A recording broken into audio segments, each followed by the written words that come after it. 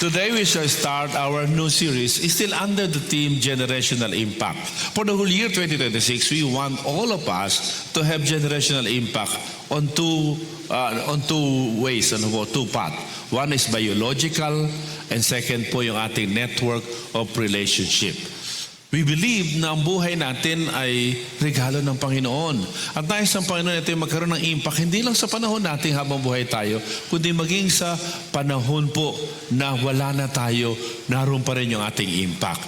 And we've been studying this. On the first Sunday of January, we've learned that one of the ways for us to have a generational impact is to embrace the love of God. Unless you and I learn to embrace the love of God, we can never have a lasting impact in this world.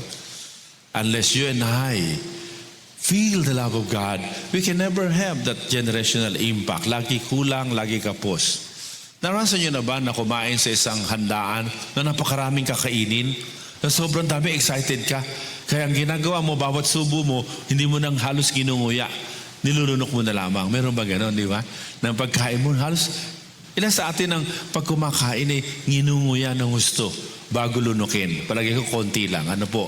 Doctors will tell you, mali yun. Masama yun sa katawan. Kaya ka binigyan ng ngipin at kaya pag kayo nabungal na, kailangan mo mag-false teeth. Ano po? Kasi kailangan yung pagkain, dinudurog muna ng ngipin. Nilalasap, ninanamnam. At saka papasok sa bituka, kaya ang bituka hindi mahihirapan, lasang-lasa. Alam nyo, ganyan din po ang pag-ibig ng Panginoon. Almost all of us will agree when I say na mahal tayo ng Panginoon. Can you hear another amen? But most of us, ang pagmamahal ng Panginoon hanggang dito lang sa utak. Hindi natin dinadama. Hindi natin pinabababa sa ating puso. At hindi natin niyayakap. And in one way or another, we are doubting the fact that we are lovable. In one way or another, we are doubting the fact that indeed God loves us. Because of probably some problems that we are encountering, because probably of some mistake and failure that you have experienced. Ladies and gentlemen, let me tell you this. The Bible tells us in John chapter 15 that as we abide, several times sinabi po abide, abide, abide. In other version, remain, remain, remain. Ano po? Sabi ng Panginoon, siya ang puno, tayo ang mga sanga. All we need to do is to abide, abide, remain, remain. Para yung sustansya ng puno, natural na darating sa atin. Kaya nga po yung bunga ng banal na Espiritu, sabi bunga, hindi gawa ng Espiritu Santo. Bunga, ano po, hindi gawa ng laman, kundi bunga ng Espiritu Santo. Yun namang gawa ng laman, gawa ang banggit. Gawa, self-effort. Ladies and gentlemen, may the Lord speak to our hearts. Sa John chapter 15 na ating pong passage, makikita po natin dito mga kapatid, na nais ng Panginoon that you and I will remain. Saan? Sa Kanya. At ano yung sa Kanya? Let us read. What is it in the Lord that we should be remaining? We should be abiding. Basahin po natin. Pag binasa po natin mga kapatid, sa verse 9. Ang sabi po ng verse 9, pakibasa po ng malakas. Ano po sabi? Yung basa na mga gising na. Sabi mo sa tayo mo, gising na. Sabi po, what to ready go? So yung pong siya po yung puno, tayo ang mga sanga, remain, abide. What is it in Christ that you and I must remain? It is in His love. That you and I must not only understand ang mahal ako ni God, but you should remain on that fact and feel it, enjoy it every day. Ano po? Na pagising mo sa umaga, sabi mo, Lord, salamat, mahal na mahal mo ako. Salamat, ako'y kaibig-ibig. Kahit ikaw ay nagkakamali, kahit ikaw ay pumapalpak, ikaw ay mahal ng Panginoon. Many of us are not able to remain and abide on that fact. Sapagat ang akala natin, kailangan ikaw ay maging magpakahusay para ikaw ay maging kaibig-ibig. Iniisip natin, kailangan ikaw ay maka-accomplish ng mga bagay-bagay para ikaw ay maging kaibig-ibig. Wala ka pang nagagawa ang anuman. Nang isilang ka sa mundong ito, tuwan-tuwa na ang Panginoon sa'yo tulad ng isang ama sa kanyang sanggol na anak. Wala pang nagagawa. Aliw na ang tatay. At naiihan pa nga ang mukha ng tatay. Tuwan-tuwa pa rin ang tatay. Ganon ang Diyos sa ating lahat. Wala bang malakas na palakpak sa ating Panginoon? And the encouragement of the Lord for us today is that you and I must feel it. You and I must savor His love every day. Yung kape. Meron akong matanda na kaibigan na pagka siya nagkakape, Ako kasi inom lang eh. Siya pag nagkakape, inaamoy pa yung kape, inaamoy. Meron ba kayong ganon? Inaamoy niya. Talagang kaya niya i-distinguish kung kaping barangko, kung kaping galing sa abroad, ini-enjoy niya. How many of us are enjoying, taking time to enjoy the love of God? Mga kapatid, you can never have a lasting impact unless you enjoy and you feel the love of the Lord. Pagising mo sa umaga, thank Him that He loved you, whatever happens. Enjoy and feel it. Ano po? And remind yourself how much God loves you, that He died for you and me. So that the rest of the day, kaya mong harapin because there is someone who loved you. Yung mga hamon ng buhay, kaya mong harapin because you know and you are secured that you are lovable. But most of us do not have time to really ponder, to really enjoy, and to really feel the love of the Lord. And the encouragement of the Lord for all of us, sabi niya, para kayo mamunga, para kayo magkaroon ng lasting na bunga. Hindi lang marami, kundi lasting na bunga. Kundi ay yung pong manatili tayo saan? Sa kanyang pag-ibig. Damahid mo. I-enjoy mo ang pag-ibig ng Panginoon. Hallelujah. Why? Number 1, because this love is timeless. This love of God is timeless, ladies and gentlemen. Let us read the passage again. Ano po? Makikita po natin sa verse 9. Sabi niyan, I have loved you even as the Father has loved me. We know that the kind of love between the Father and Jesus is eternal. Ano po? This is the quality of love that is actually passed on to us. Hallelujah. That's why, even in the Old Testament, sa Jeremiah 31:3, ang sabi po, long ago, the Lord said to Israel, I have loved you with an everlasting love. The love of God for you, brothers and sisters, is timeless. Even in times when you are not lovable, just the same, God loves you. Even in times when you fail, and yes, even in times when you fail to fulfill your promise to Him, God still loves you. How many of you say amen to that? But sometimes hanggang dito lang, hindi mo mababa sa puso because you don't have time to enjoy it. Nung na-inlove tayo, di ba, kinikilig tayo, di ba? Naalala niyo po yun? February na po ngayon, ano po? At meron po tayong Valentine's Day. Kanina umaga, I received an invitation to speak also to a couple, ano po? And then the other day, I received a reminder of my speaking engagement in Surigao to speak also to couples, ano po? And I have several invitations to speak sa mga couples tungkol sa pagmamahal. Pero alam niyo, yung pagmamahalan natin, mag-asawa, magulang at anak, ay nawawala ng kapangyarihan kapag wala tayong panahon para i-enjoy ang pag-ibig ng dakilang mangingibig. Walang iba kundi ang ating Diyos Ama. Walang iba kundi ang ating Panginoong Jesus. Take time to feel the love of God every day. And that love is timeless. You know what? When you savor the love of God, and you allow that love to sink into your heart, into your soul, something beautiful will happen in your life. Something wonderful can happen in your life beyond your expectation. I would like to call on my second son, ang pinakakamukha ko. Nung bata siya, sabi niya, kamukha ko raw siya. Nung nagkaisip na, hindi na raw, kamukha na raw siya ng nanay niya. To share to you the power of allowing that love to sink into your heart. The Lord bless you, son. Hello po.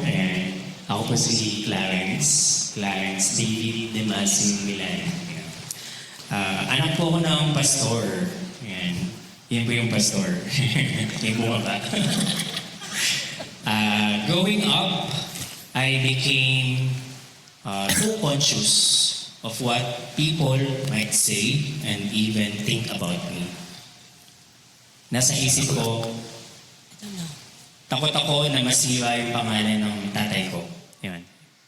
So, kahit na actually, yung tatay ko, hindi naman siya natatakot sa sasabihin ng ibang tao as long as he obeys God.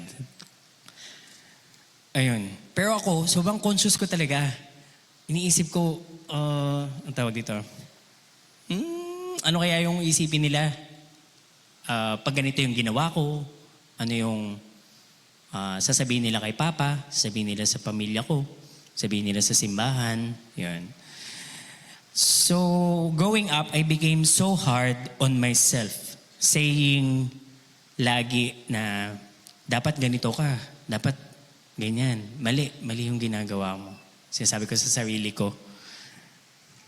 So, I was filled with self-blame. Yun, sabi ko, mali ka. I was filled with doubt. Niisip ko, people won't accept me. I was filled with self-condemnation na iniisip ko, maging ang Diyos malayo sa akin and ang hirap i-please ng Lord. Nakarelate ba kayo sa ganun? I was filled with shame. So thinking lagi sa isip ko, nakakahiya ka pag ganyan ginagawa mo. Yung kilos mo, ayusin mo, nakakahiya. Ayun. So, until my teen years, nung lumalaki ako, so, nakilala ko si Jesus. Ayun. I understood the meaning of the gospel. Ayun. So, si Jesus namatay sa cross. And I was so emotional about it. So, I was so emotional. Bakit? Kasi, sobrang tumagos yung pagmamahal niya sa akin. Yung pagmamahal that accepted me for who I am. And the love that even sacrificed His everything just to die for me. To save me. Yeah. Pero, ito po yung problema. I still doubt a lot. And the people around me. So, bang punong-puno ako ng pagdududa, takot, maging duda sa ibang tao, na mismong pag nagsasabi sila na mahal kita, mahal nila ako, hindi ako naniniwala.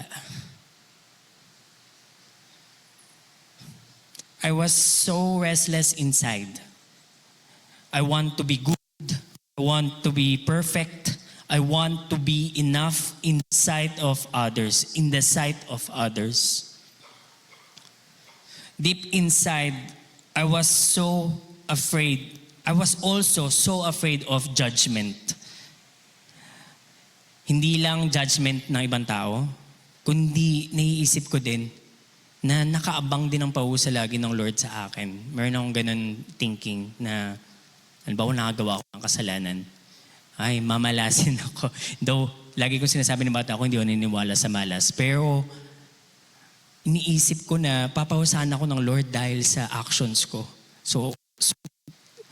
Sobrang takot ko talaga. And then, I am the perfect example of restless. And it was so hard. Until just suddenly, bigla-bigla na lang. Actually, nito pagpasok po ng 2026, hindi ko po alam kung anong nangyari. God just filled me with love and acceptance na di ko maintindihan. Bigla na lang nag-umpisa akong nagkaroon ng pagmamahal sa sarili ko.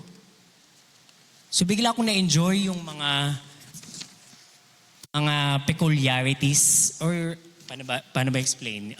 Yung mga uniqueness na meron ako. Bigla akong natanggap yung mga pagiging kakaiba ko, mga childlike curiosity, uniqueness, and I started opening up myself to others. And I started trusting others.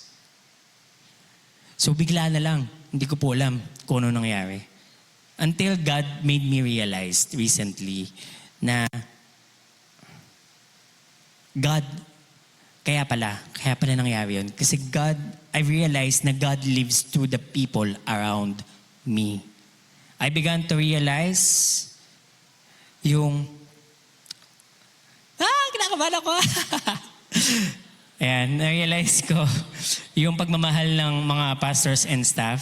Ayan, kasi as a team ko, mahal na mahal nila ako kahit na nagkukulang ako, kahit na minsan bigla nila ako hindi nagpaparamdam, minsan ang negative ko, basta ganun talaga yung utak ko po Pero tanggap nila ako, tapos they understand me.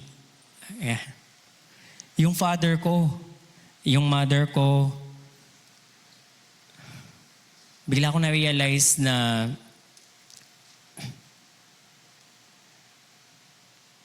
God loves me. Hindi ko kailangan matakot. When I opened up myself sa kanila noong January, naalala ko yun. Ayun.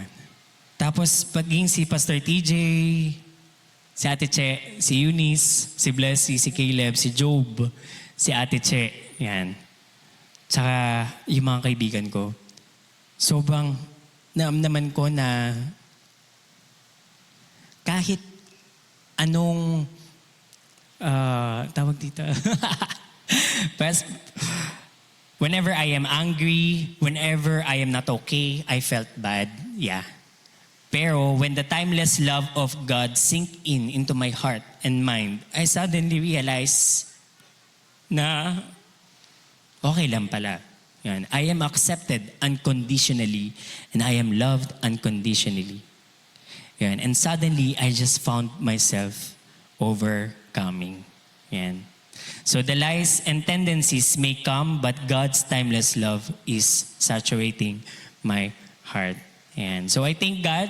I thank the HGC family, the pastors and staff family. Salamat po sa inyong pagtanggap sa akin. And most of all, I thank God for His love as stated in God's word and manifested to my parents, siblings, and my teammates. So I should not also forget, syempre, to my first and last girlfriend din, si Andrea Jubilee. Woo! Tayo ka naman, Andrea. Ayan, nandito po yung girlfriend ko. Ayan, and please pray for us na patuloy na lumakad sa pag-ibig ng Lord. Ayan.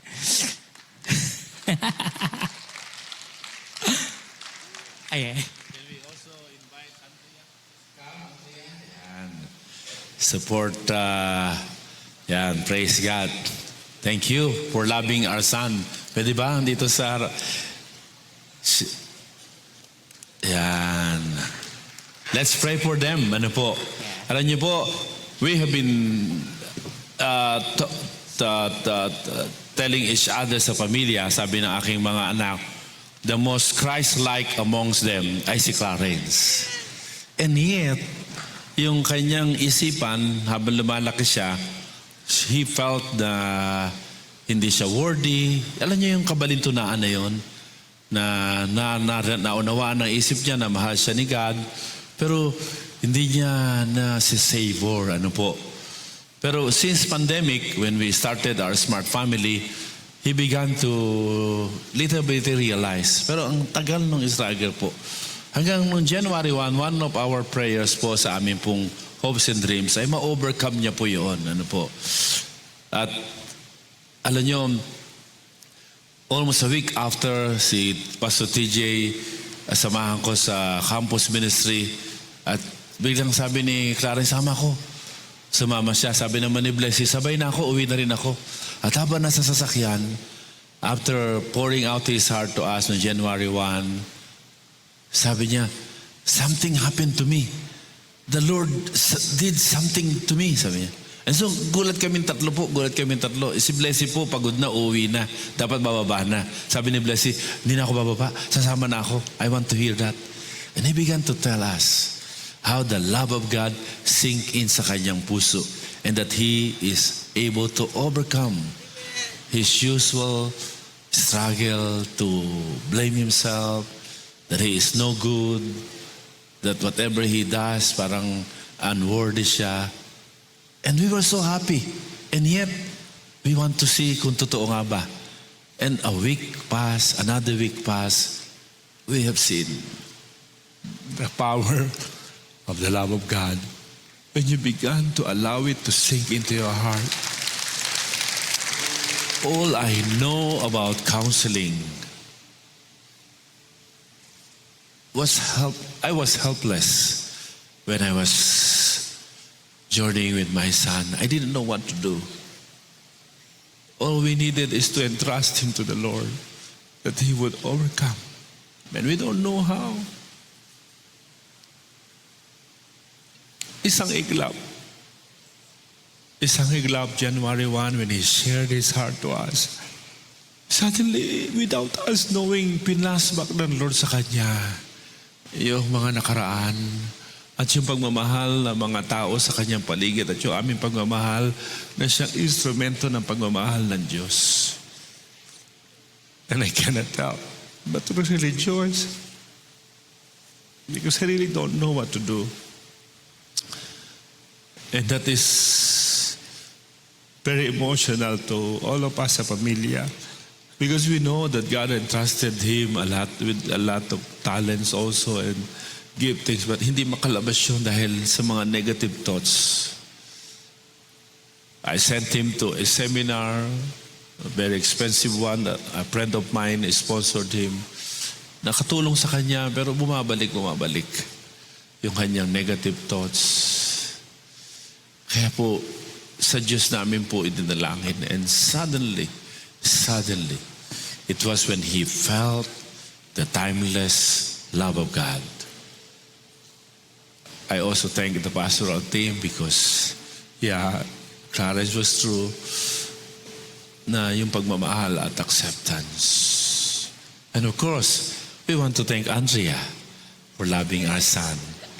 She has seen him at his worst.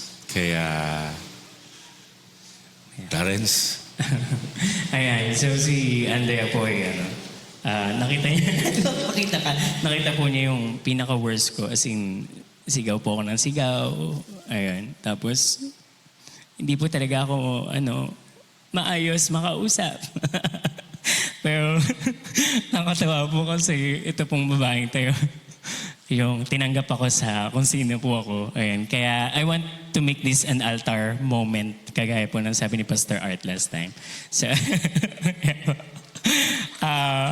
and then,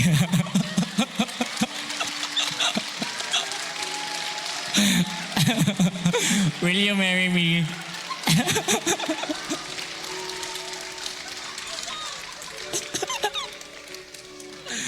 I love you.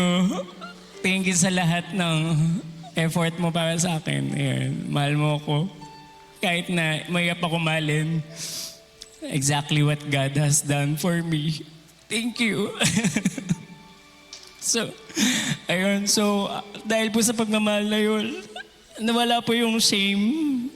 Pagmamahal po ni Jesus. Sa inyo din po, alam ko, when you hold on to the love of God, He will remove all shame. So you can live freely, you can be liberated sa lahat ng mga... Grabe po ang Lord ng... Will you marry me? Balik po tayo.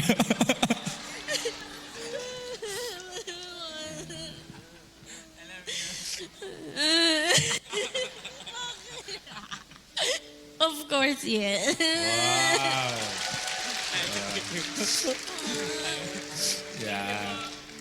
Can I ask you to please rise and pray?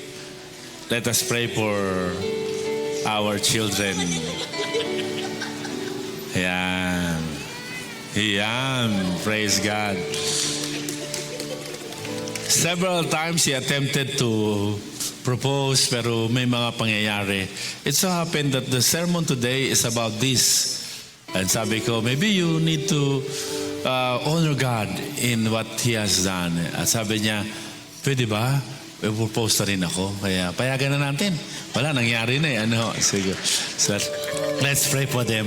Let's stretch our hands towards them. Father in heaven, we give you glory, O God, because indeed your love is wonderful, Lord God, that you have touched Clarence, Lord God, not only by knowing your love, but by allowing it to sink into his mind and into his heart. And now you have delivered him, Lord God, from all of these negative thoughts. We thank you also, Lord, for giving him Andrea, for her unconditional love as well. We thank you dahil hindi napahiya ang anak ko at tinanggap ni Andrea ang kanyang proposal.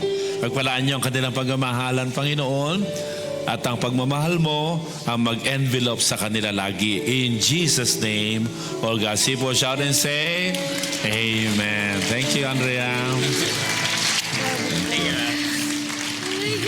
Yan, sige, you may now be seated. Pasensyahan nyo na po, at nagkataon tiyempo ang ating mensahe. Timeless love of God is something that you must savor. You must allow it to sink in. And there is going to, miracle can happen in your life. Miracle can happen in your family. Just always feel it every day. At sa isang iglap, you will see miracle. Pangalawa, this love is not just timeless. This love is very evident. Ano po? Very evident. Pagtingnan po natin po ang mga talatang ating binasa, ang sabi po dyan, pag inasa po ninyo ang talatang ito, makikita po ninyo mga kapatid na nakakalito at baka malito kayo. Ano po? Tingnan po natin. Ang sabi po sa verse 10, let's look at verse 10 and 11. When you obey my commandments, you remain in my love. So on reading, parang to remain in the love is to obey the commandment. Pero hindi po yan. Ang sabi po dyan, just as I obey my Father's commandments and remain in His love. So, binaligtad po yung pong dalawang katotohanang binanggit. The truth of the matter is this. When you savor the love of God, you will find it easier to obey the commands of God.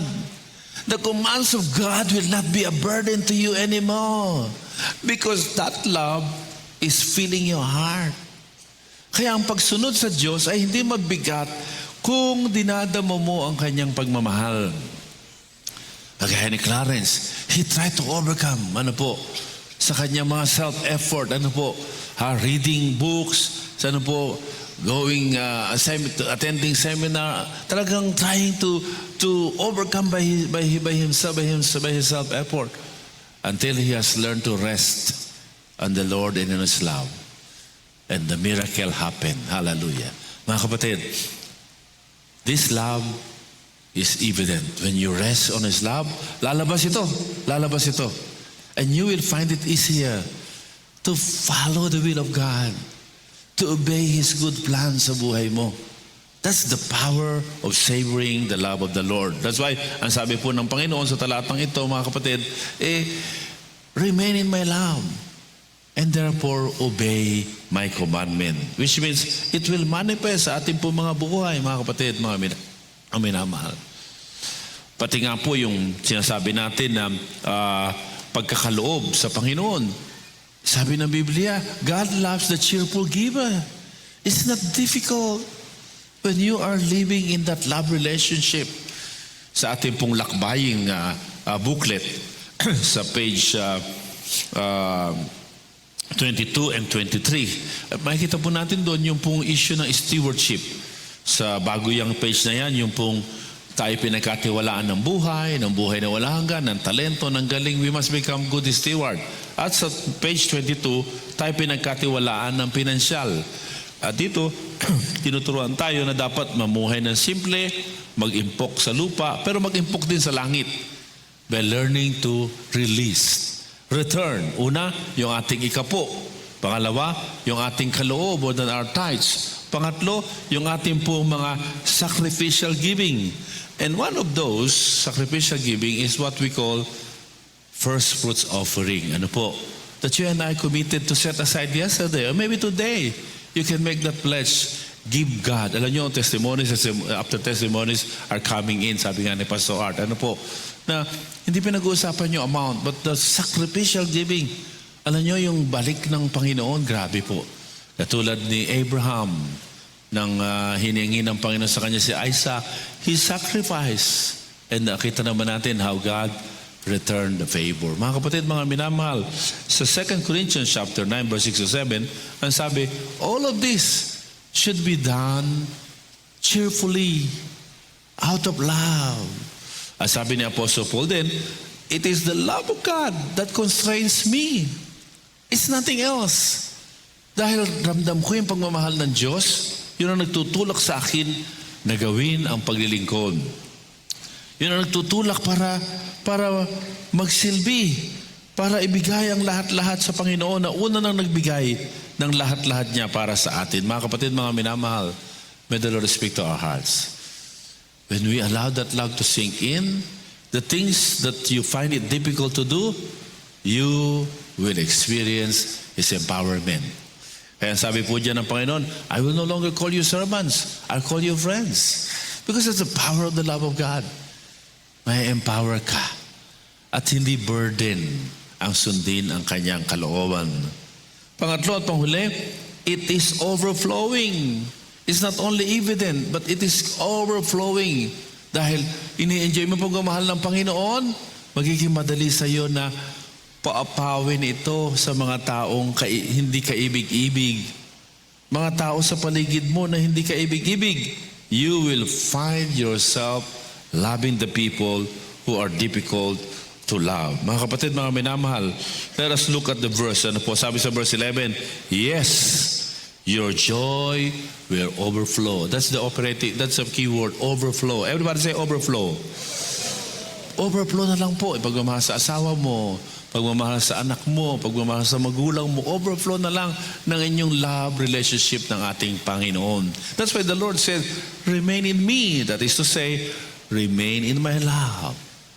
Because you will find yourself allowing that love to overflow to other people. Mga kapatid, mga minamahal, are we taking time to enjoy the love of the Lord? That's why si John, lagi niya sinasabi, he is the disciple whom Jesus loved. Hindi mo makikita yun sa Matthew, sa Mark at sa Luke. Sa John lang. The disciple whom Jesus loved. He would always repeat it. Na una ko mabasa, akala ko may favoritism si Jesus, pero hindi. It was from the perspective of John that for him, he is loved by Jesus no matter what. Si Pedro, he wants to prove himself. He wants to accomplish this and that so that he can become acceptable. Pero nung dinakip na ang Panginoon, lahat sila natakbuhan kasama si Pedro.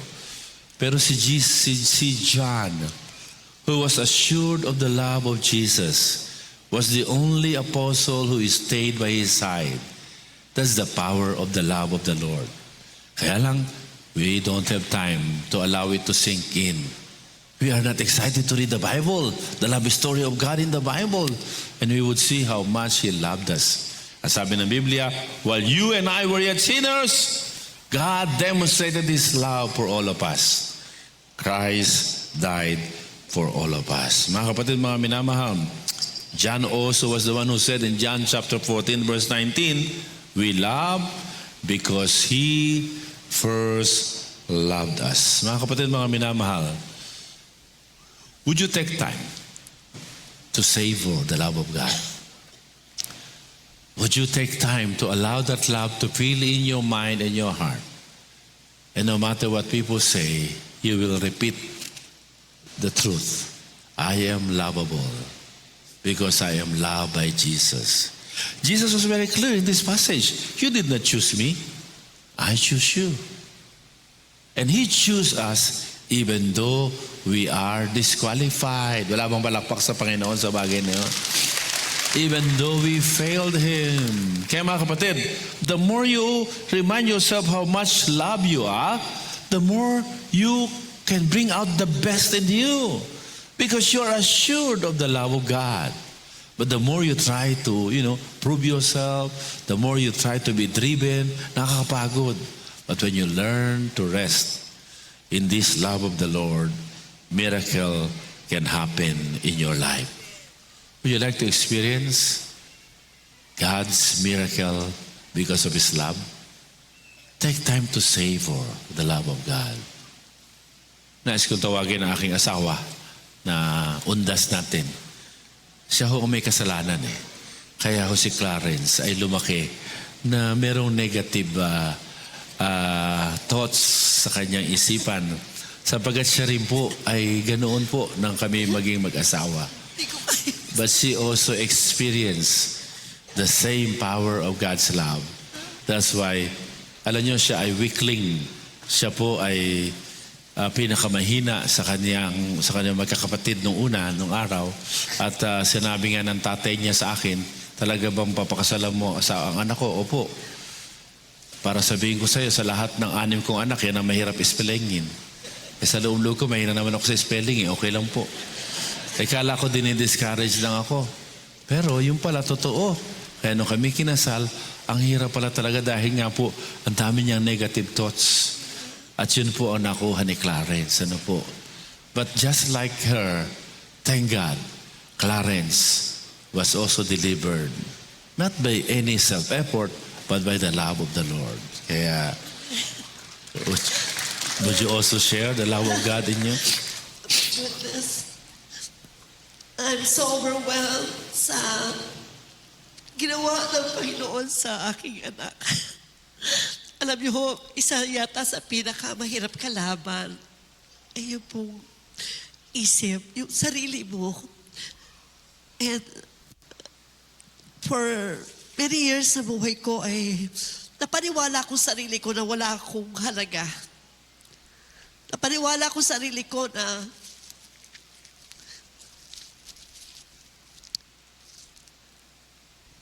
wala akong kwenta.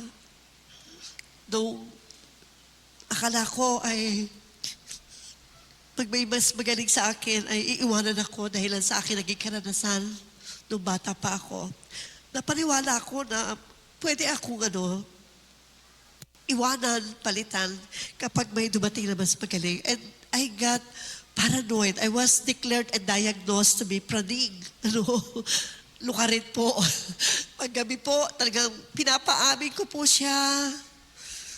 Pinipilit ko siya aminin na mayroon siyang, na hindi niya ako mahal at meron siyang ibang mahal.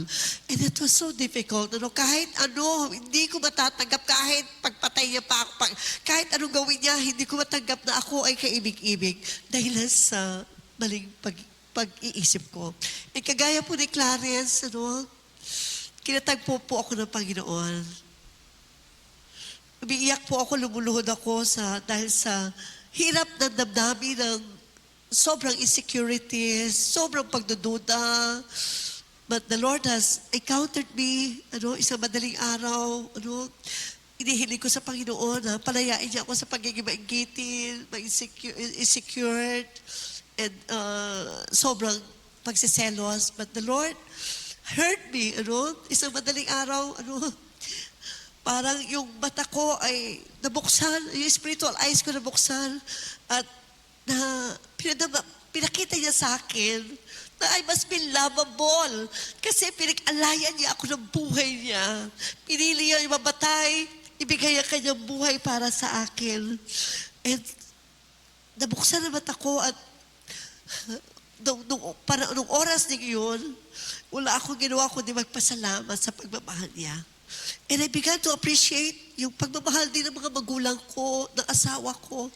And after 2 hours, iyak lang ako na iyak, enjoying His love, enjoying His embrace. Alam niyo po, after that, I've learned to love and enjoy myself too. And I got freed. Isa sa pinakamasarap na mangyari sa buhay mo, yung matutunan mong i-enjoy ang pagmamahal niya at enjoy ang pagmamahal mo sa sarili at enjoy ang pagmamahal ng kapwa mo. Kaya maraming salamat po. Ang Diyos po, kaya ka rin yung pagkalayain kung meron kang struggle sa iyong paraan ng pag-iisip. God can heal us. God can deliver you. We just need to enjoy, be still, and know that He is God and His love is indeed everlasting. Maraming salamat po. Thank you.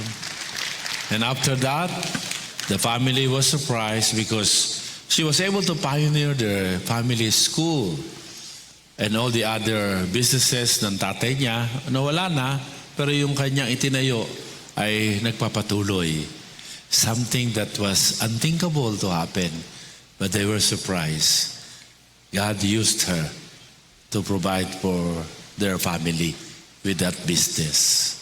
Something wonderful can happen through you when you embrace and savor the love of God.